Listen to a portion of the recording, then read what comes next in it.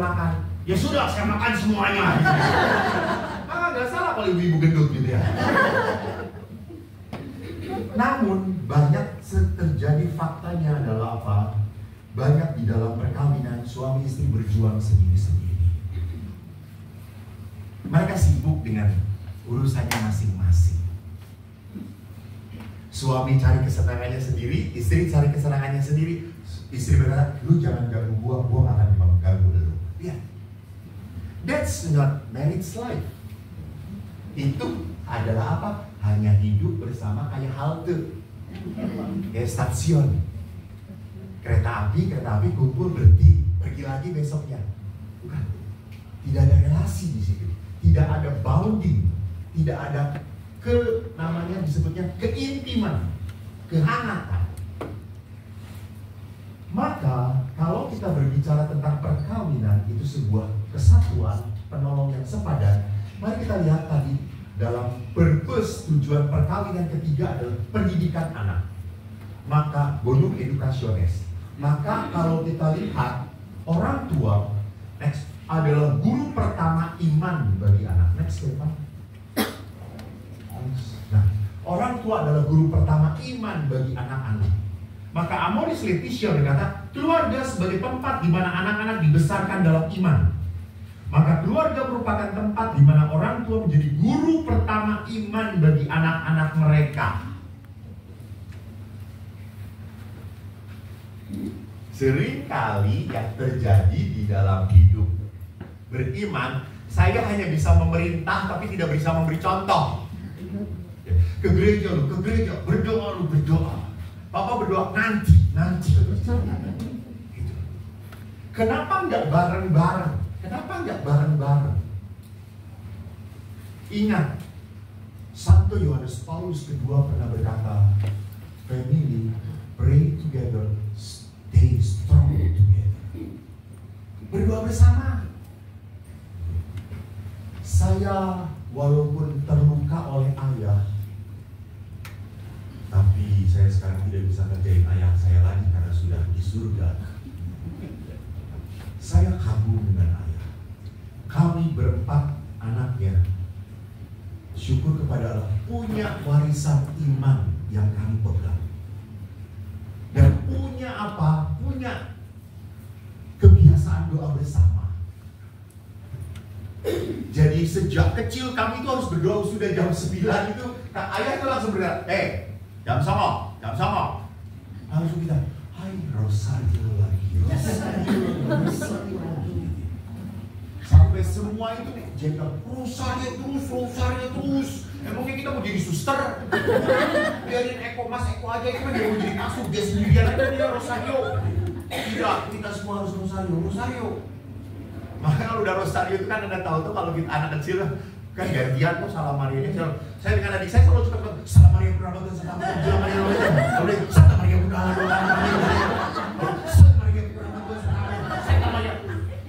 Tapi kita jengkel kalau sudah kebagian Bapak. Salam Maria. Kita anak-anak, cepat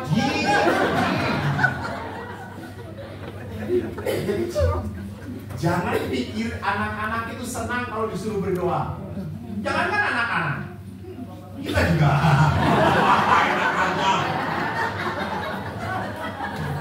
Disalahin bapak-bapak.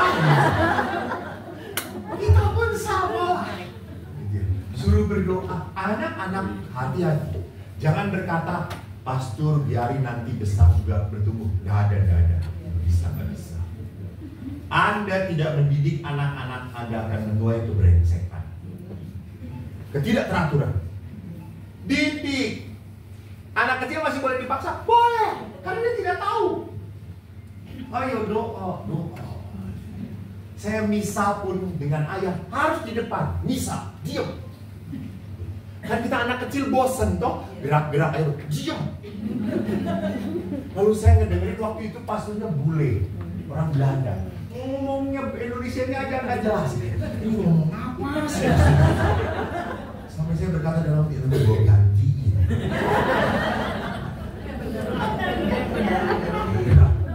Beliau mati bersama saya waktu saya tinggal di Pratista meninggal satu rumah dengan saya. Tapi apa yang terjadi? Lihat, karena ayah mendidik, selalu memberi contoh, akhirnya apa? Kita terpola dengan doa. Sudah tidak sulit lagi. Bahkan di saat ayah setelah ibu meninggal, saya mau memimpin ziarah, lalu ada satu kelompok itu berkata, Romo, diajak ayah. Saya kan tidak bayar karena saya pembimbing rohani. Lalu ayah saya dibiayai. Romo nanti dibiayai. Lalu saya ngomong, ayah, mau nggak ziarah? Kemana? Yerusalem. Apa itu? Tempat Yesus lahir. Siapa? Ayah. Nggak mau. Kenapa? Saya lebih senang sono, tapi semua keluarga. Itu ayah. Keren. Dia berkata, Yesus lahir 2000 tahun lalu di Yerusalem, tapi sekarang lahir di hatiku. Dan enggak. Dia itu kalau udah ngomong kayak pendeta. Saya kalau ngobrol dengan ayah, dia menasihati saya, coy. Saya bilang, amin, haleluya, Pak Pendeta.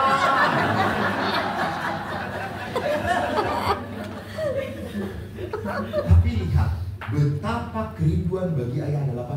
Bareng yuk ke gereja, yuk ke Gua Maria, bareng-bareng. Dan walaupun saya pastor, yang memimpin doa siapa? Beliau. Adik-adik, Pak pastor, ayah. Dan memang doanya berhikmat. Keren kalau sudah berdoa. Saya juga jadi malu gitu ya.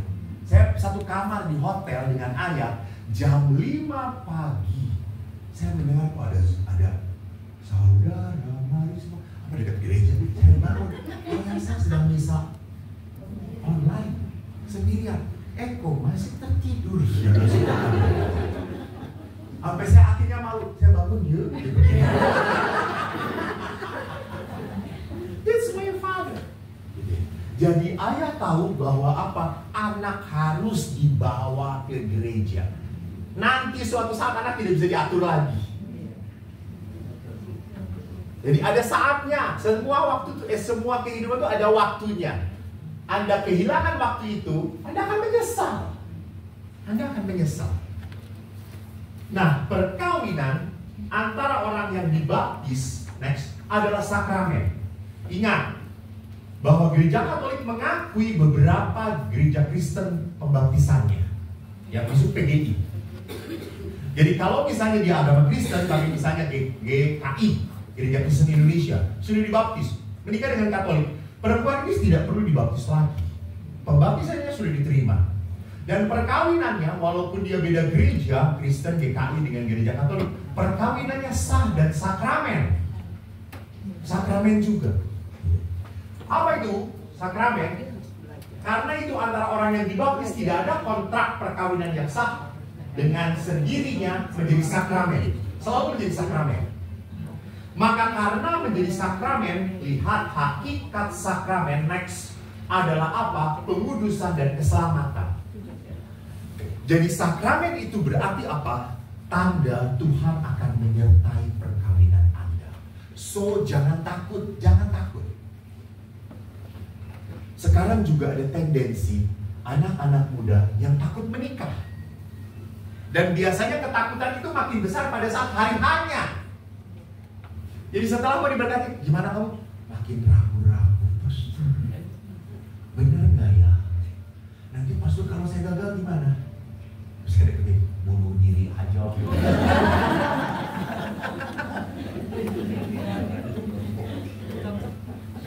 Jadi maaf, orang-orang sekarang itu lebih banyak melihat kegelisahan daripada melihat Tuhannya.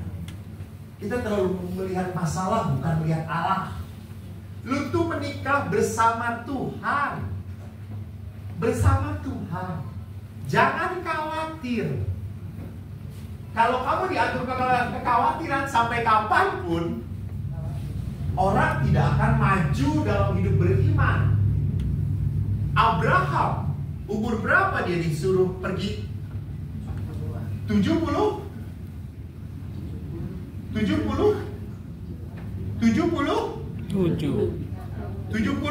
Cari sendiri tambahan. Iya betul. Dia diperintahkan oleh Tuhan pada usia segitu. Dan Abraham dikatakan, kamu akan diberkati. Dan kamu akan tinggal di tanah yang terberkati. Di umur segitu, Abraham meninggalkan semua kekayaannya. Berani. Jadi hidup iman itu berani apa? Pergi dari kenyamanan. Saya percaya kok dengan Tuhan. Percaya. Saya waktu dia mau menjadi pastor, apakah saya yakin? Tidak. Kuliah bodoh terus. Saya itu kalau dijelaskan dosen, saya selalu lihat teman-teman, mereka langsung mengangguk-angguk. Gue yang sendiri yang begini. Saya tanya sebelah, lu ngerti? Ngerti. Dah, gue doang. Dan setiap ujian, Bapak Ibu yang terkasih, saya novena.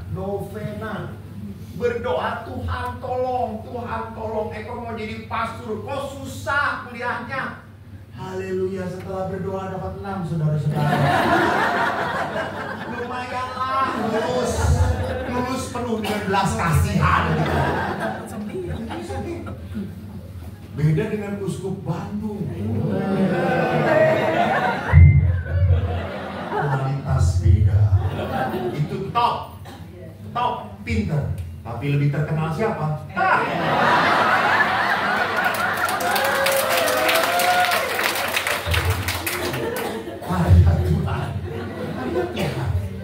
Karya Tuhan. Saya hanya jalanin saja dengan sukacita. Saya jalanin saja dengan penuh kepercayaan. Kok bisa kayak gini? Jangan pikir bahwa saya punya YouTube lalu mengupload. Nggak pernah saya. Nggak pernah mimpi. Sampai kemarin malu. Ada yang tanya, Pastor gimana rasanya jadi terkenal? Menderita. Saya ketemu di Vatikan dengan satu kelompok, baru jalan. Wah, Pastor Eko, sampai pastornya ditinggalin. Saya kan gak enak hati tuh ya. Pastor Eko benar-benar ini. Oh iya, kita juga punya pastor.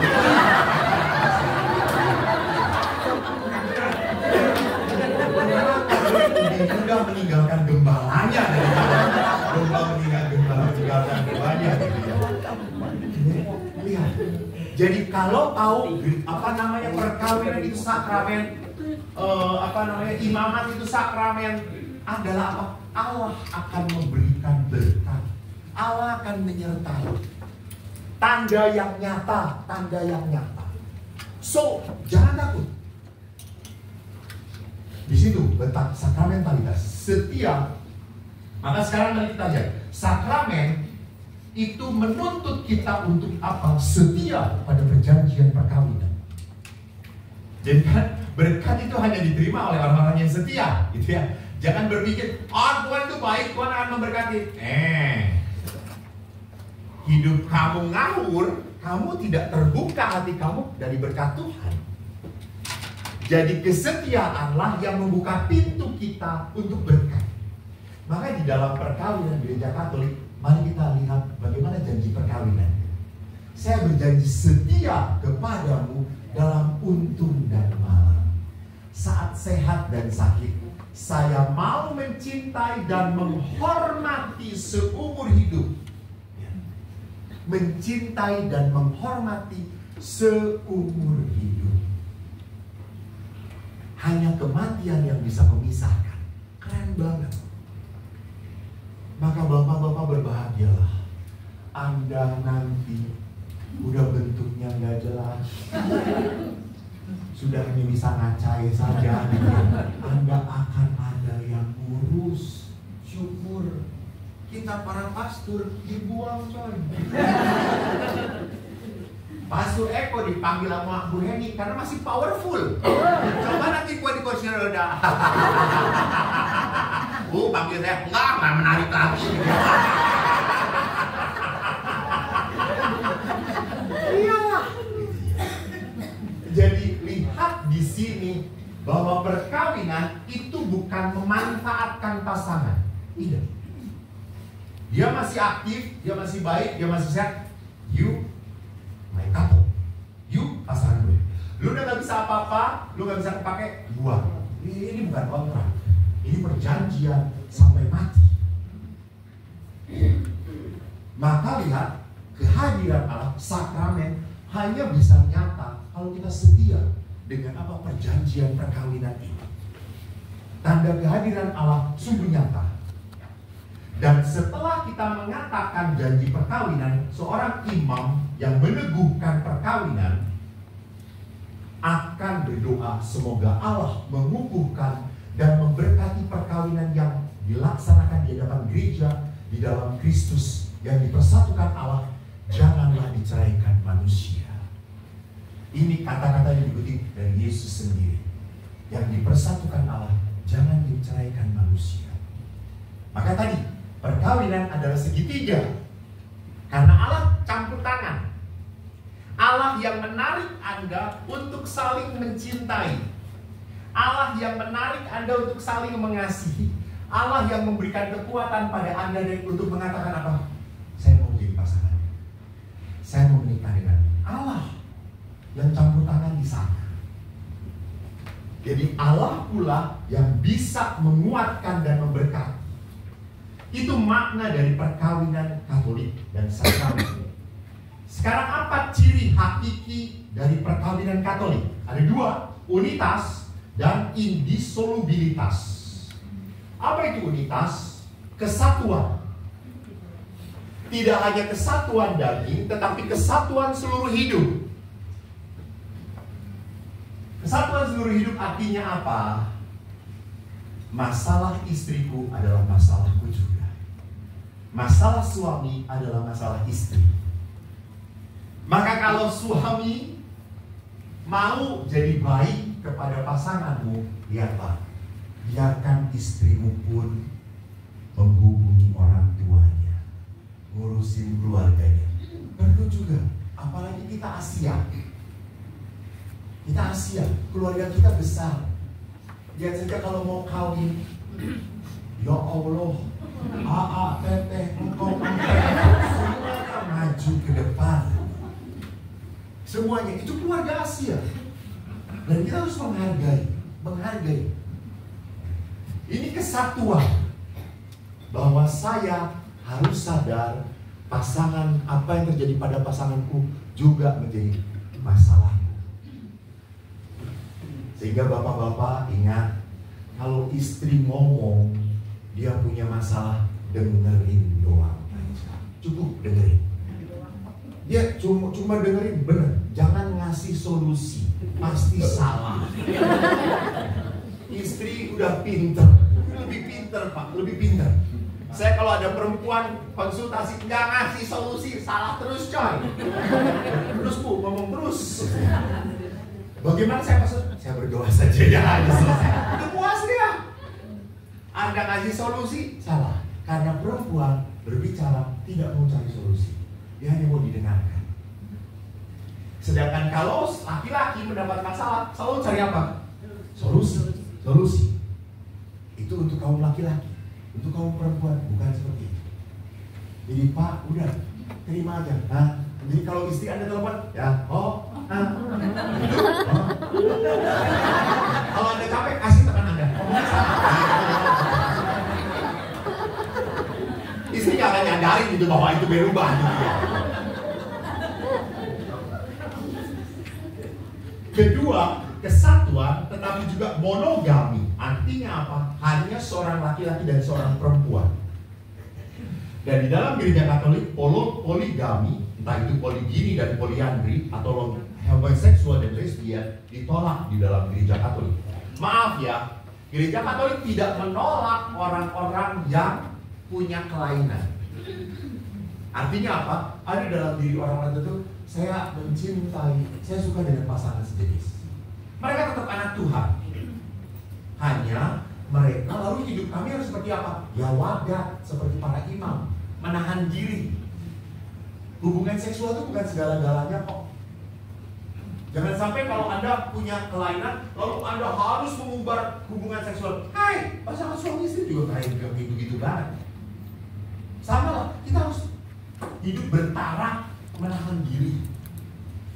Dan gereja tidak pernah menolak mereka. Gereja menerima. Orang yang seperti itu boleh komunik? Boleh. Asal tidak melakukan hubungan yang membuat dia berdosa besar. Jelas di sini. Jadi kalau hubungan seperti itu di dalam tidak pernah akan diresmikan. Yang berikutnya adalah indissolubilitas. Artinya sifatnya tidak bisa diputuskan perkawinan itu. Dalam arti gereja tidak mengenal dan tidak memperkenankan adanya perceraian. Nggak ada.